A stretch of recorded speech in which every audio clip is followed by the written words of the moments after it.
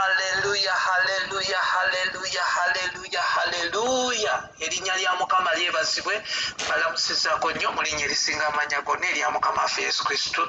Twebaza Katonda atuwadde obulamu, twebaza Mukama atukuumye. This is the morning breakfast. Katonda omulungi, Katonda ow'ekisa, tukwebaza Katonda waffe. Weebale Katonda omulungi, weebale Katonda omwesigwa, osaanidde okusinzibwa, osaanidde okutenderezebwa.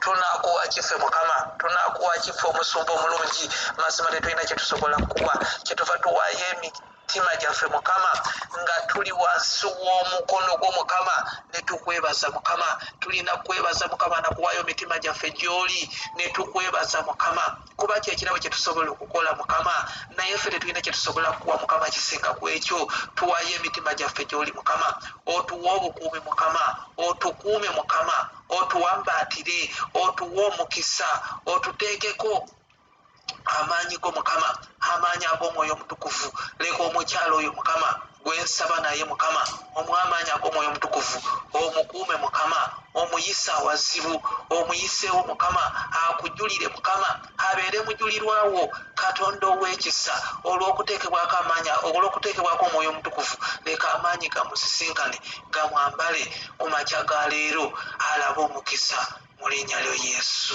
amiina. This is a morning breakfast.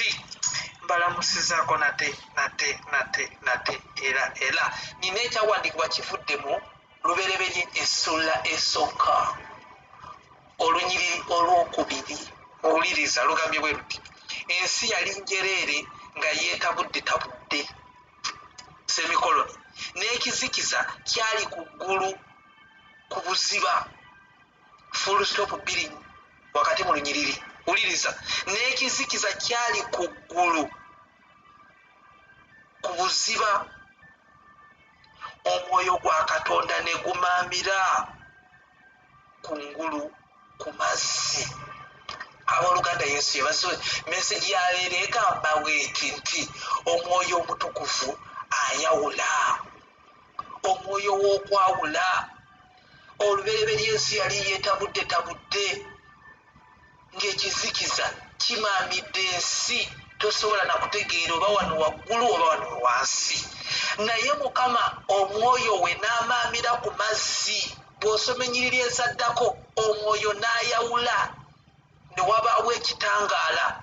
Ekitangaala ne kiyitibwa emisana, ne wabaawo ekizikiza, ekizikiza ne kiyitibwa ekiro. Kyova olaba meseji yaffe ya bulijjo ey'ennaku zino eyogera ku mwoyo omutukuvu. Weetaaga omwoyo omutukuvu ow'okwawula, oyawule ekirungi ku kibi, oyawule ekirungi nga kinyuma okuwulira mu matuugo. Nkireese obiwuliriza.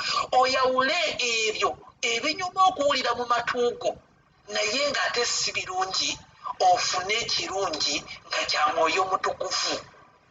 Abooluganda Yesu yebazibwe. Omwoyo omutukuvu ayawula. Kankweyo ekizampe nalwo abaana ba Isirayiri nga bava mu nsi ey'Emisiri, bwe baatuuka ku nnyanja, baatuukawo ng'embeera etabuse, tebalaba gye badda ku nnyanja emyufu. Mukama n'agamba Musa ati golola omuggo ogwo oguwummuze ku nnyanja. Awo yagugolola, Mukama n'amwambaza amaanyi ag'omwoyo omutukuvu. Bwe yakuba bw'ati ku nnyanja, ennyanja ne yeeyawula by Holy Spirit. Kyova weetaaga amaanyi ago ag'okwawula. Omwoyo omutukuvu nagambye bw'omala n'omufuna oba n'amaanyi, ate era otambulira mu ye. W'obeera ng'ali mu ggwe, oyawula ekirungi ku kibi, n'ogamba nti weewawo kino kiwulikika bulungi mu matu. Actually tulina ebintu bingi bye tuli abantu boogera nga oba obiwulire olyanga ebiwulikika obulungi, naye nga si bya mwoyo mutukuvu, automatically bya myoyo gya sitaani. Omwoyo wa Mukama bw'amala n'abeera ku bulamu bwo, akwawulako emyoyo emibi egibeera gifugira mu ggwe. Kati omwoyo omutukuvu olw'amaanyi gaagwo ne gugobamu amaanyi gaagwo, omwoyo omutukuvu amaanyi ge ne gagobamu emyoyo gino emibi egya sitaani. Omwoyo omutukuvu n'abeera mu ggwe, n'osobola okumanya nti by'obadde odiiringa nabyo bayo nga bya sitaani bifu, n'oyawula eby'omuwendo omungi okubijja bitagasa. Bayibuli bwetyo bw'esomesa. Abooluganda Yesu yebazibwe. Kyova olaba weetaaga nnyo omwoyo omutukuvu.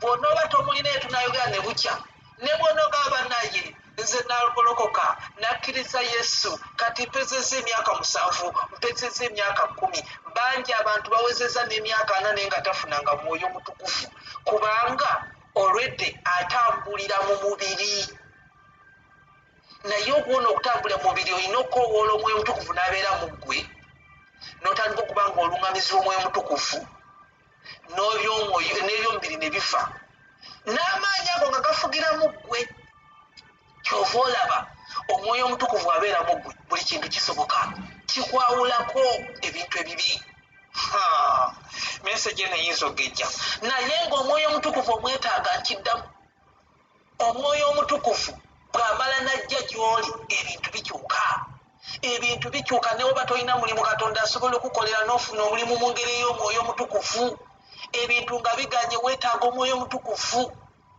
omwoyo omutukufu ng'olimu oli eyo n'amalaka mu ggwe buli kintu kikyuka abakyala bangi n'owulya nga gamba nfuna embuto bwe zibuukamu nfuna embuto bwe zikola miscarriage naye ekyo ekireetera miscarriage mwoyo gwa sitaani omwoyo omutukuvu amala n'aka mu ggwe wekapa ojja kutoola olubuto lumere omwoyo omutukuvu bw'akka ku ggwe n'ayina olubuto nga batandika n'omugamba nti mugumba amala n'atoola olubuto n'azaala omwana nzijukidde omukyala Mariyamu malayika Gabudyeri bwe yayimirira mu maaso ge n'amugamba olizaala omwana wa Katonda n'abuuza kiribeera kitya nse atalina musajja malayika wa Mukama yamugamba nti ogenda kufuna katugende mu lunyiriri genda obikkule lubereberye bayibuli enyumira saagala kubisoma nga mbisobya bayibuli enyumira wuliriza lubereberye essuula nti lubereberye Luka essuula esooka olunyolo 34 Luka essuula esooka olunyiriri olwa 34 wuliriza awo Mariyamu n'agamba malayika nti kiriba kitya ekyo kubanga simanyi musajja wuli olunyiriri olwa 35 lubereberye munsonyiweko Luka essuula esooka olunyiriri olwa 35 luwulire ne malayika n'addamu n'amugamba nti omwoyo omutukuvu alikujjira n'amaanyi omwoyo omutukuvu bw'abajja gy'oli ajja n'amaanyi kubanga wano Mariyamu agambye nti ekyo kiriba kitya kubanga Mukama amaze omusirikira malayika amugambye ogenda kuzaala omwana oyo omwana gw'olizaala agenda kubeera ki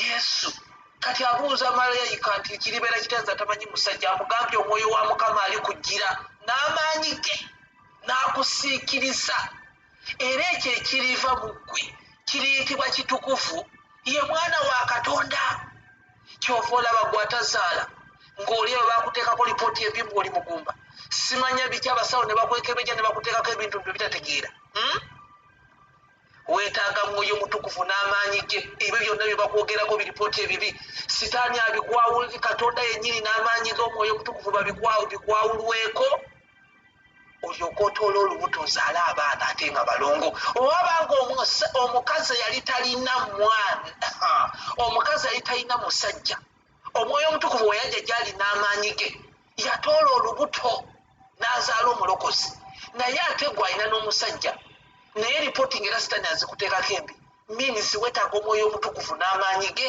akwawuleko ebyo sitaani bye yakuteekako ofune ekyo ky'oyagala ofune olubuto ofune abaana ozaale ne gwe zibadde zibuukamu ebyo sitaani byateekawo omwoyo wa Mukama gye n'amaanyi ge byonna bibuukewo omwoyo omutukuvu yabaafugamu gw'otoola olubuto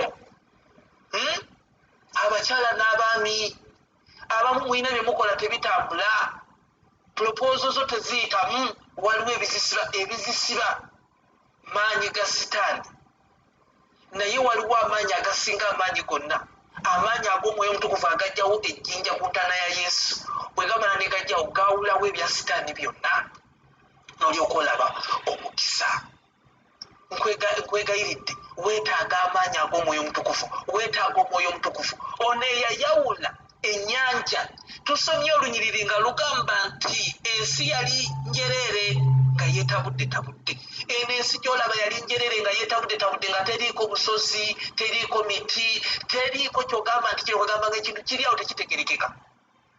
Laba omwoyo wa Mukama, omwoyo wa Katonda n'amaamira ku mazzi, ebintu byonna ne byeyawula, eggulu ne lisigala nga liri waggulu lyokka ne wansi n'osigala nga ali wansi wokka, ensozi ne zibeera gye zirina okubeera, n'ennyanja ziri gye zirina okubeera, n'eddungu lirina kubeera gye lirina okubeera gy'oliraba. Ebyo byonna by'olaba omwoyo wa Mukama n'amaanyi ge gabikola, kyova olaba eddungu liri eno gye liri.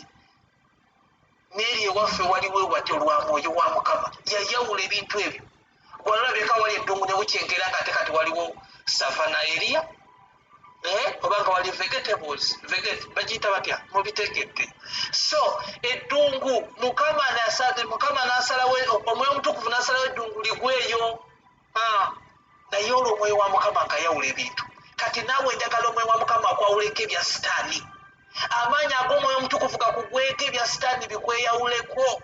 Amaanyi ag'omwoyo omutukuvu gafugire mu ggwe, otambulye mu maanyi ag'omwoyo omutukuvu, otambulye mu bwakabaka bwa Katonda, otuukire mu Kristo Yesu. Emikono waggulu. Katonda wa Ibulayimu ne Isaaka ne Yakobo, nkwebaza olw'amakya amalungi, ekigambo kyo kiramu, ekigambo kyo kikozi. Kuno kwe kusaba kwange Mukama eri buli mukyala na buli mwami Mukama abadde alina emyoyo ebibi egimufugirako. Katonda ow'ekisa nkowoola omwoyo wo, omwoyo omutukuvu Mukama ate ku mukyalo oyo amwawule ku ebyo Mukama ebibadde bifugira mu ye, amwawule ku bintu ebibadde bifugira mu ye, amwawule Mukama mu ebyo ebibadde byamugaana okuva ku levu eyo. Leka amaanyi ag'omwoyo omutukuvu gabuke ku kibiina kino Mukama, gasisinkane omukyalo oyo Mukama, oyo ali eyo Mukama ng'ebintu byonna agamba bimusobedde, pulaani zonna zeesibye agamba naye naagikola ntya. Amaanyi ag'omwoyo omutukuvu ganamala okuka ku ye, ebintu byonna bijja kweyawulayawula, ebya sitaani biveewo bigende. Amaanyi ag'omwoyo omutukuvu gakole ekipya, alabe ekirungi mu maaso ge. Abalina endwadde Mukama sitaani eyazireeta, leka omwoyo omutukuvu akke ku bulamu bw'abo abalina ebirwadde biveewo. Amaanyi ag'omwoyo omutukuvu gafugiremu abo abalina agalwadde, bawone babeere balamu, bakuweere obujulizi. Yawula abakyala n'abaami abo abagwa abatomerwa emyoyo emibi, emyoyo egy'obwenzi, emyoyo egy'okwaka, emyoyo egy'obunafu, emyoyo egy'olugambo, emyoyo egyo gyonna egyaleetebwa amaanyi ag'omulabe sitaani. Leka amaanyi ag'omwoyo omutukuvu gabakkeko, buli omu alaba omukisa, ayawulwe ku kibi. Na buli muntu Mukama omwoyo omutukuvu abeere mu ye, ayawule ekirungi ku kibi, ayawulwe ku bibi Mukama, ategeere nti omwoyo wa Mukama ali ku ye, amuwulire munda mu ye, amulumirize ng'okuleka ekibi akolenga ekirungi mu linnya lya Yesu. Amiina. Ayagala okulooka ateeka emikono mu banka amata Yesu, nzikiriza n'omutima gwange ogw'obutuukirivu era njatula n'akamwa kange ekiddukuzi. Amannya gange gano gogerekadde munate neerakadde mugambe nti Yesu, amannya gange gano gajje mu bitabo by'okufa mu bitabo by'endwadde, ebitabo by'okusiira n'ogateeka mu kitabo ky'obulamu n'omukisa n'okuwangaala. Azzeemu ebigambo ebyo oli mulokole. Mukama akumpeera omukisa akunjagalire. Olunaku olungi, Emmanuel.